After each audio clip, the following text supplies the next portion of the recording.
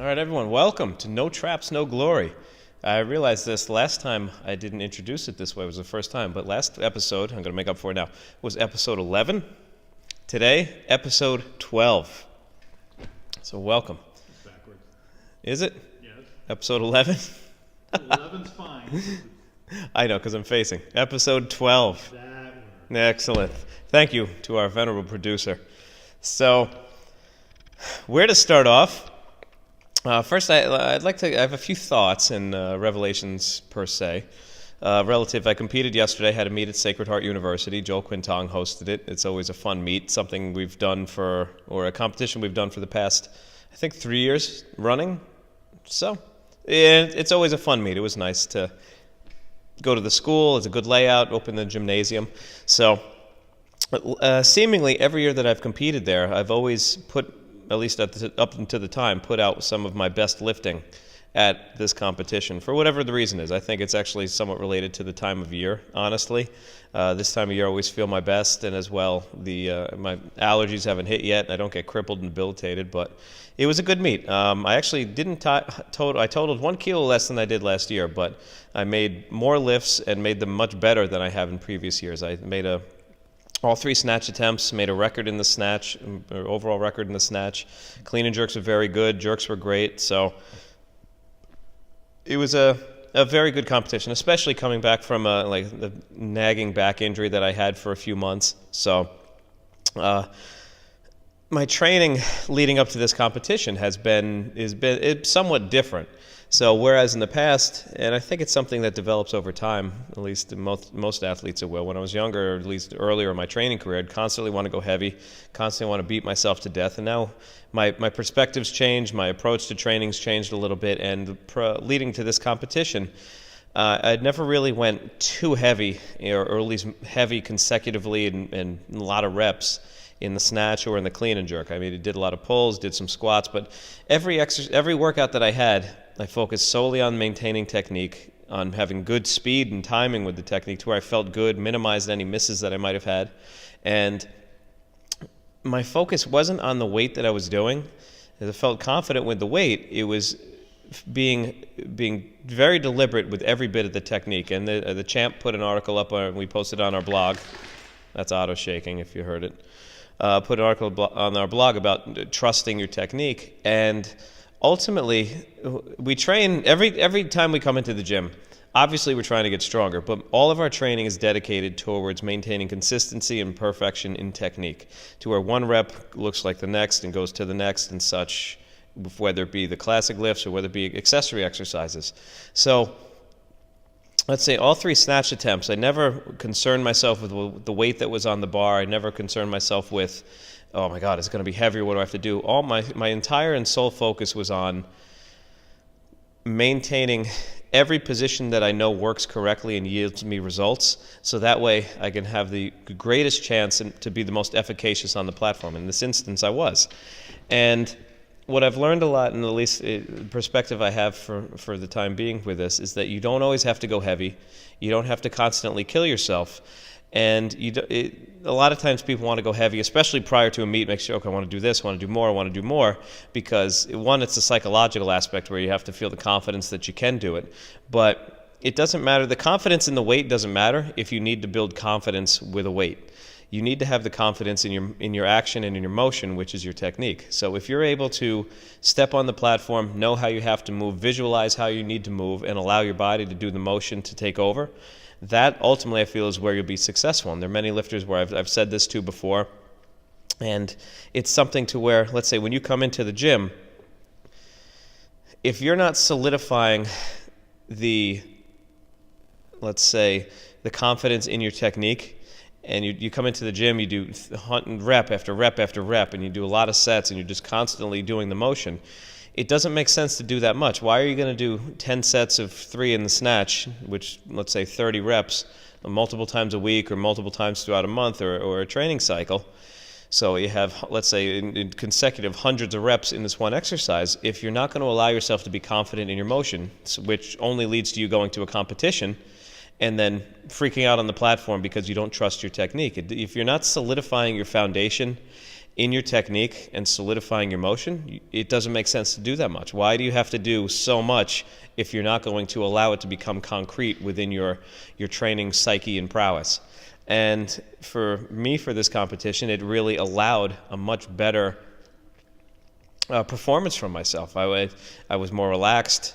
I was more focused on just what I had to do without being seething and fired up to where I'm just so stiff and throwing myself off. But I allowed myself to be, my mindset was much more different because I trusted my technique fully. This probably first competition for all the lifts where I had full confidence in my technique. And as a result, my mind was relaxed because whatever was going to happen was going to happen. Whatever I was going to lift that day that my body was capable of is what I was going to do. And I can't change anything outside of that, so I might as well not get so relaxed, or I'm sorry, not relaxed, but get so worked up over about what could be, but just accept what is and allow myself to be able to produce as is. And as a result, and I'm sure from being relaxed, it afforded me my best results so far. So I guess it's easy for me to say how this competition has been for me. It's actually been many years leading to this point. But let's say perhaps, how could I translate this to someone to where a newer lifter or someone with lesser experience to be able to replicate this and apply this to themselves? And the only thing I could really think of, because again, when I was earlier on in my lifting career and a younger lifter, let's say, it was a nut job, constantly wanted to go heavy, and it takes time to understand things. And I think the biggest thing is that you have to understand that your training is going to be long-term. And yes, you want to do more now, and you want to try to expedite getting better, but you can't, and it sounds kind of paradoxical, but you can't expedite years by doing more days. You can do more each day, you can try to force time to go quicker, but it's an impossible thing to do because your body grows at a certain rate and also your comprehension grows at a certain rate, and you can't outrun either of those. And I'd say the more time you take to minimize what you do, and granted, I love lifting and I enjoy doing it, but I don't want to train 5 days a week at 3 hours a clip and doing rep after rep after rep. Now, like what I was saying, my training has changed. I like to work certain exercises that are conducive to me, that are helpful, knowing what I need to do in order to be successful at the time being. Work into my sets, work 2 sets, or have, let's say, a specific goal that I'd like to achieve for that day, to where if I feel good, if it looks good, if I feel a little bit better, okay, I'll push a little bit more. If I feel a little less, I'll stay there, to where everything that I do feels crisp. And if I know that my technique's good because my motions are crisp, I feel fast. Competition day, you always have a little bit more adrenaline, a little bit more nerves, and that helps you just get a little more speed and prowess from your body. I mean, you can rely on that a little bit, but ultimately your motion is where everything has to be tied in. So again, minimizing the amount that you do will allow you to extract more in the long run. And that simply comes down to you being patient and coming down to the fact that you're actually letting your body rest more.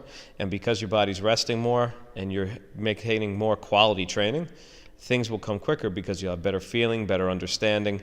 And that ultimately long-term, as I've found now, is what's been most helpful for my lifting. There are times even when Mark tells me, you look good, go up. And I'll be, no, I'm going to stay here for today. And that's why, let's say, a lot of programs have working percentages, do such, and as a lot of people know here, we really don't focus most programs specifically on percentages because there's so many variables involved, and there are days where, let's say, obviously training's planned out, but it's not so acute to where you have to do 6 sets of 3 at 87% and so forth. It's small goals. Know the range where you want to work, where you can work, or know where the athlete should be working at based upon their previous workout and leading into the next, and then try to work them off of that based upon how they look and what they're capable of. And that is more of a quality method than a quantity method. And for me personally, that's yielded a lot of results, and I know there's certain exercises that I can avoid and certain exercises that I need to make sure that are a must for me to incorporate. And learning, let's say for me as an athlete and people as athletes, learning what works for you, which is something that takes time. But as a coach, you have to learn your lifter, learn what they need, what they don't need, what their weak points are, so that way you can either keep within the toolbox, as the proverbial toolbox, as people say, what they need versus what they don't need, what's going to be helpful for the time being versus what not, so that way you can hone each exercise to be the most conducive to getting onto the platform. And a lot of times, for, again, younger lifters and such, you want to go wide open in training. I want to make records, but you always have time for records, and you don't always have to make records every time you come in. Yes, you want to push and get better, but no matter what, like as I said earlier, your body's going to grow exponentially. It's going to, maybe exponentially is not the right word, but your body's going to grow over the course of time, and you can't force it to grow quicker than the rate that it wants to naturally go at. So you have to understand and accept that and say, okay, if this is where I'm working now, know the range that you're capable of and where you're at, not what you should be doing, but where you are at and realistically in the time being, and just expect, okay, I'm capable of this, I know what I can do. So be confident where you are at the moment, and then you can push a little further. The opportunities come up to go heavier. All of a sudden you push a little more. And the natural course of training over time, everything, the window and the ceiling will just keep, the floor and the ceiling will just keep rising and rising to where you're continually making progress. And again, this goes for accessory exercises too. Let's say last year this time, I was squatting the heaviest I've ever squatted. What else? A few accessory exercises where I was going incredibly heavy. This training cycle, I think the heaviest squatting that I did was maybe just 160 in a front squat. And I lifted better than I have at any point previous or any point prior in my lifting career. So you have to understand where the relatives are, and that you don't always need to just completely beat yourself down and have to go monstrously heavy. In lifting, you want to stay in, let's say it's like a sweet spot. There's too heavy, there's too light, and then there's the middle portion where your body's dynamic. It's challenged enough and it's heavy enough, but your body's dynamic. Things move well, things move quick. You have a lot of makes and you're very successful. You don't want to be scratching to the surface where you're heading into the missed territory, or where you're completely overtaxing your body to where that way you don't recover. Because once you get to the point where you, let's say, like I used to be like a nut job, and okay, I did my 100% clean and jerk. Now I'm going to do 4 more sets of that. That doesn't necessarily help you go make your 100%, now you're 90%. That just means you did your 100%, let's say 3-4 sets. Now the next 3 workouts, I'm too exhausted to do anything else correctly because I overtaxed myself in that result. So what only matters is what you do on the competition platform. You could do anything in training, from blocks, from the hang, whatever, the floor, multiple times. But what you do on the platform is really what matters. So if you're a competitive lifter and competition's your focus, that's where you have to have your ultimate result. And everything needs to go towards that. So how do we wrap this all up? Again, hopefully, like I said, the last podcast Actually, I don't remember anything I said in the last podcast I did. I couldn't tell you a thing. People said it was all right, and it was very useful, but I don't remember what I did. It was still recovering from the plane. But how to wrap this all up? So the advice that I would say to this is, I thought it was kind of a cool thing. I listened to a Joe Rogan podcast. I don't know, a few people might know, but he's a former Special Forces guy. Not Joe Rogan. He was on Joe Rogan's podcast. A former Special Forces guy. And now he does training for people and gun range stuff, all things like that. But he also does like these workouts, just like stupid workouts where he throws logs or like functional tactical stuff. But Joe Rogan was asking about the workouts that he does and how he approaches it.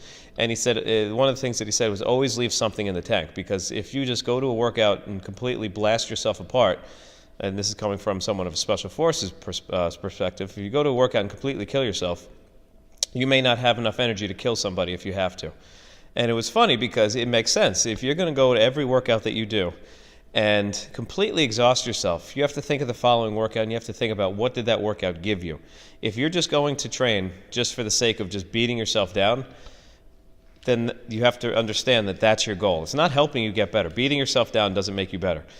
Taking something away from training to where you improve is what makes you get better. Leaving a little bit in the tank so you can recover and have a takeaway from every training session, that's your improvement. The takeaway is also what cements in all the steps that you're doing. And what I mean by that is, let's say you're doing jerks. For me, especially, like, again, referencing this competition, I had great jerks. They've never felt better, and they've always been my weakest lift. Every training session, I don't have any weight in mind that I want to do. other than the weight that I end up doing that I do well. And if everything feels good, if it feels fast, my position and timing feels good, that's the takeaway that I have. And then I limit the amount I do without overdoing it and walk away saying, okay, I'm confident with how today went, so now I'm going to move on and go to something else that's going to help contribute to this more. The lifts themselves, snatch, clean, jerk, and clean and jerk together especially, they're very demanding. They require a lot of energy and a lot of focus. If you can do a couple of them very well and then move on and go into assistance exercises, I know Otto's throwing the ball around by himself here. Move on, go into assistance exercises that are going to be now contributing to that getting better.